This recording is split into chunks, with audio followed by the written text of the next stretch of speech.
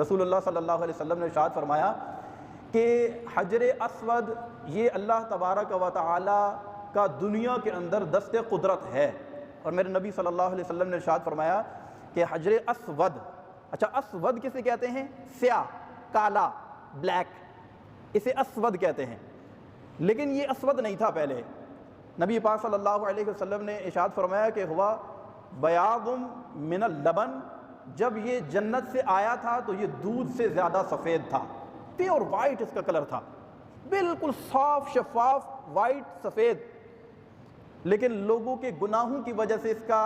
Colour, اس کا رنگ آہستہ آہستہ تبدیل ہوتے ہوتے اب یہ اسود کہلانے لگا، جو اب ید تھا یعنی سب سے زیادہ سفید تھا، لوگوں کے گناہوں کی وجہ سے اب یہ سیاہ پڑ چکا ہے، یعنی اس کا رنگ کالا ہو گیا ہے۔ اور میرے نبی صلی اللہ علیہ وسلم نے ارشاد فرمایا کہ جو اس کا بوسہ لیتا ہے یا اس کا استلام کرتا ہے تو حجر اسود اس کے گناہوں کو چوس لیتا ہے، تو یہ گناہوں کی چوسنے کی وجہ سے اس کا رنگ سیاہ ہو گیا ہے۔ اللہ تبارک و تعالیٰ کی رحمت کے قربان جائیں، ہم جس سے گناہ گار مکے میں جاتے ہیں، حجر اسود کا استلام کرتے ہیں، ہمارے گناہ ادھر رہ جاتے ہیں، ہم واپس آ جاتے ہیں پاک و صاف ہو کر۔